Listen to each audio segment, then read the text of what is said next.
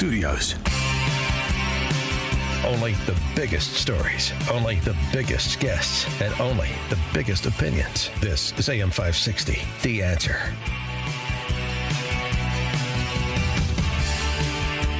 Top of the morning, Dan Proft here. Our next guest, writing at realcleardefense.com, writes about America's grand strategy geopolitically. What a country wants to do in the world. Specifically, what America wants to do in the world, obviously.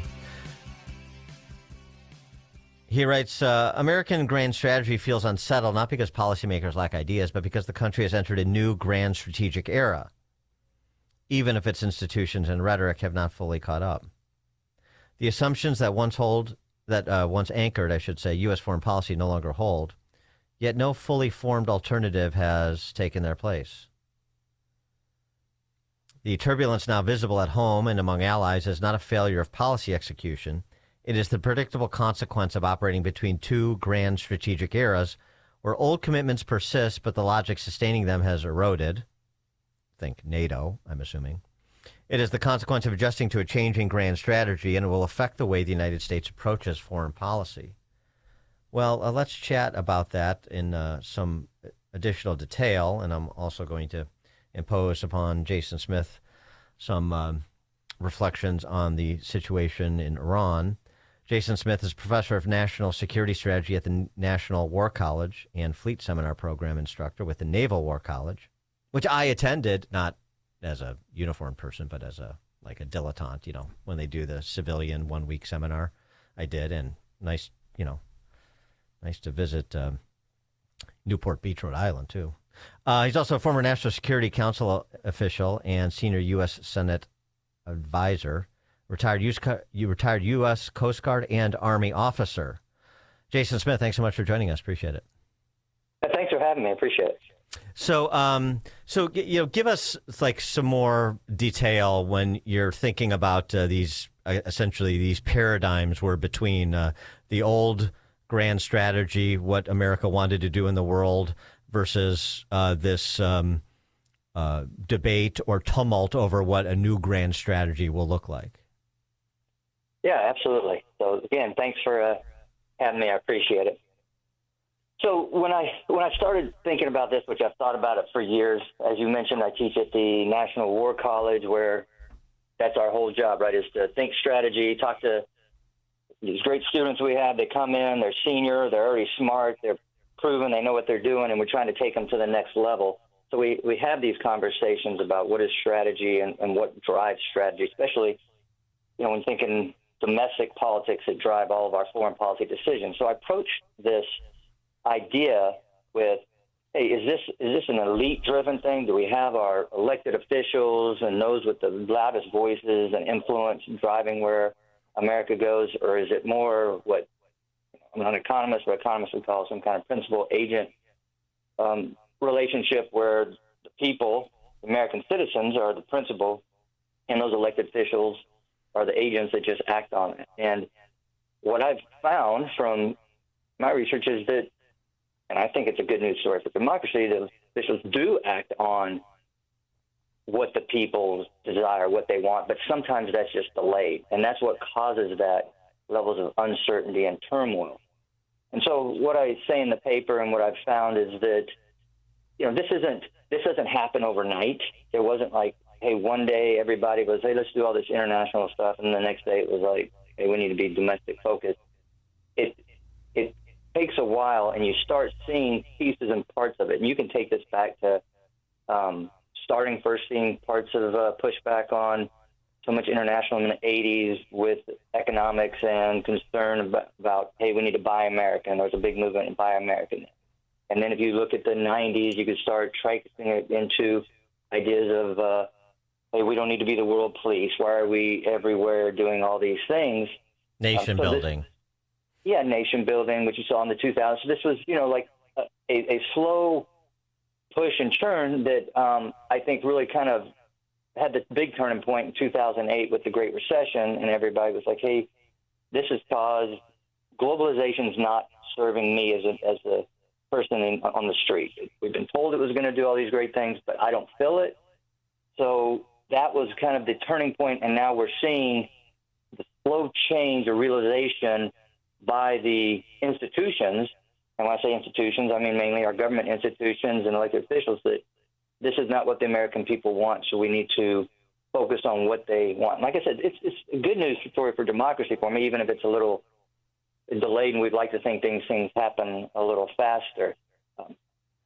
Well, so I'll shut up there and let you see where you want to go. Well, I mean, it's basically what you're suggesting is sort of a run away from internationalism and a run up to America Firstism. And Trump tapped into something a decade ago, and it's very real. I mean, it's so real that he's facing criticism for the campaign in Iran from even some erstwhile Trump and MAGA supporters.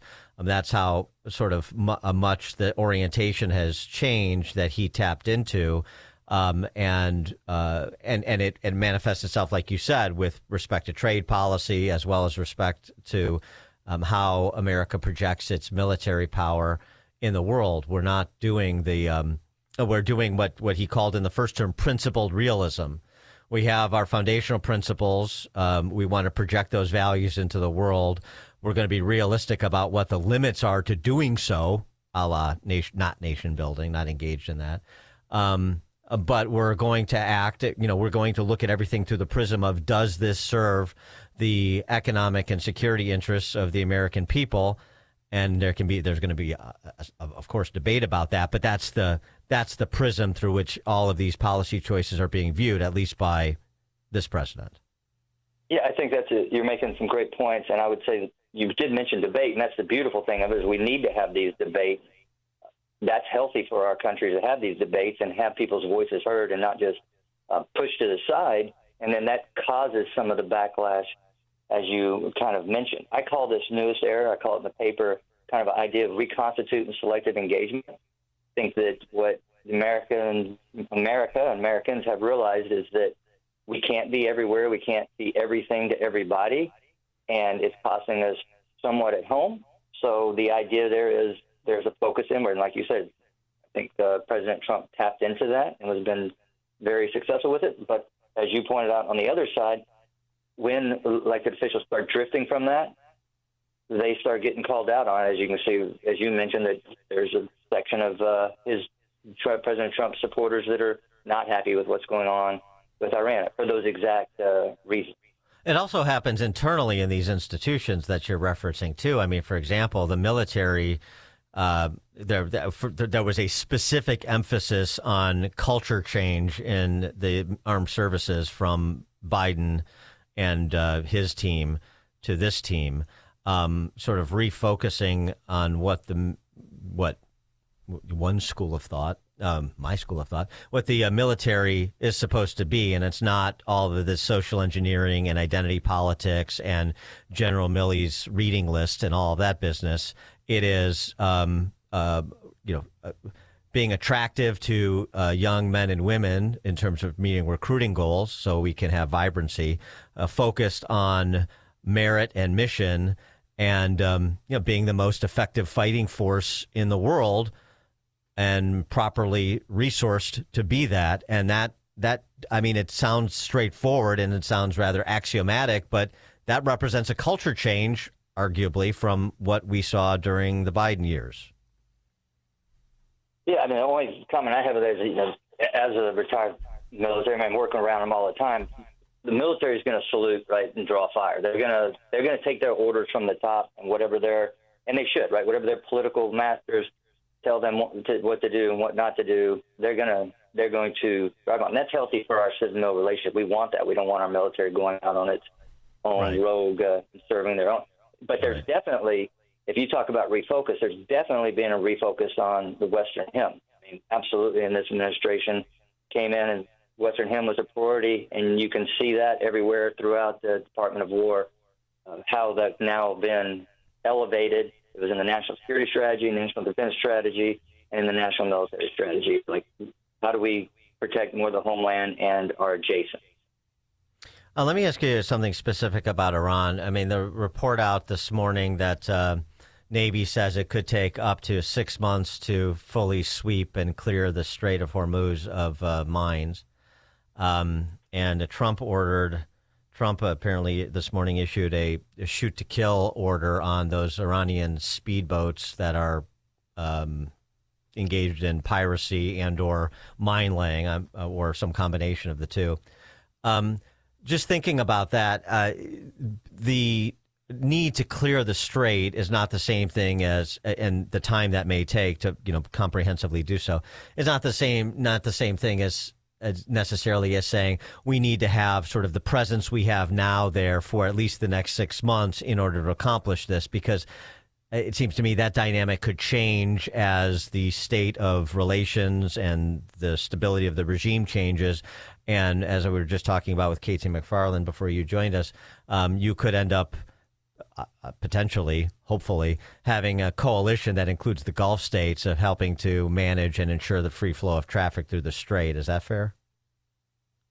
Yeah, I mean, I think the first thing I would say on that is I feel really sorry for those Iranian boat drivers and crews that are out there, because the Navy's going to take care of them, right? I mean, it's going to be a done deal. We got the best Navy. We got the best military. They are going to, whatever orders come down for them to do, they're going to execute. We never fell. If you look at every one of our recent past wars, we don't fail on the military objective side of it. They're going to, you give them objective, they're going to go operate and take care of business. It's usually, as you're referring to, what's our big picture? What's our long-term strategy? I try my best not to judge a strategy in the middle of what's ongoing. I guarantee there's smarter people than me surrounding the president right now, advising him on which way to go with these things. As a strategist, my question, if I was advising, is like, hey, sir, what is the desired end state? And I'll get you there. But I just need to know what we're looking at the end. And if it's just straight Hormuz, we got that. If it's whatever that next step is, give us the order and we can take care of business. When you're thinking about this grand strategy paradigm shift, how would you analyze the decision that Trump has made to initiate the campaign against the Iranians for the purpose of, frankly, I think you could argue it both ways, but one of the ways is, look, this represents a paradigm shift consistent with the grand strategy paradigm shift that is America first oriented, because we've had politicians jawboning the mullahs in Tehran for 47 years and not doing anything about it and allowing their terrorist activities to sort of ebb and flow. And this is somebody who decided to attach action to the stated policy position of what is in America's interest, which is preventing Iran from having nuclear weapons first and foremost. And so, I mean, I can see the argument of sort of the neo-isolationists or the non-interventionists, but I also don't see this as necessarily inconsistent from not just what Trump has said for decades as an individual, but also from this strategy of being more America first oriented. Yeah, I mean that's the real question. You're asking the $1 million question. I guess my comment would only be that there's no doubt that Iranians are bad guys, right? They've been killing Americans for 47 years, and they would continue to try to kill Americans tomorrow if we'd let them. So the question is, at what point is a trade-off? And it all goes back to, like I said, what is the strategy that gets us there? I don't want to judge us in the middle of the strategy. My always feeling is like when we're in the middle of one of these things, I'm going to hope everything works perfect.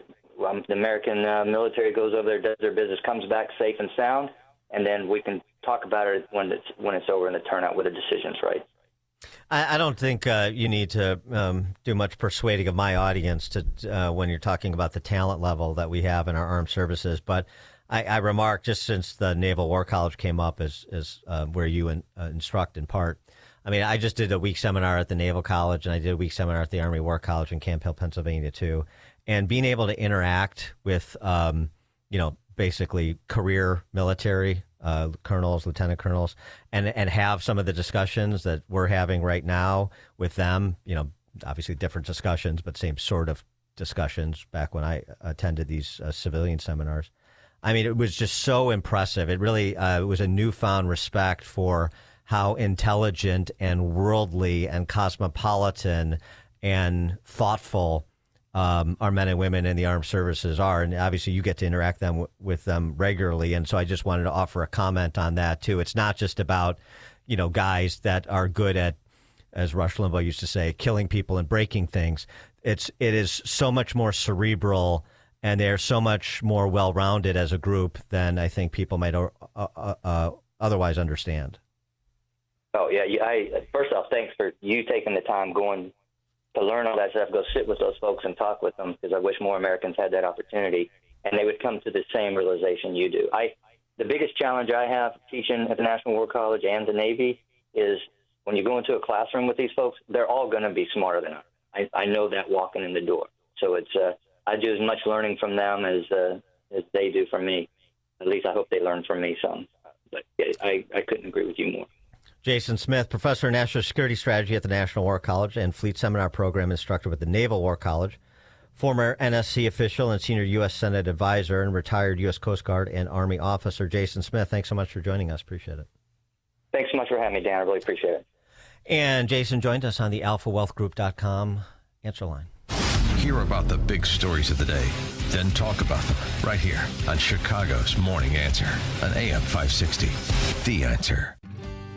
Hey there, Chicagoland. I'm Jeff from Jeff Buys Your House. If selling your house has even crossed your mind lately, here's what you need to know. You have options, and it doesn't have to be complicated.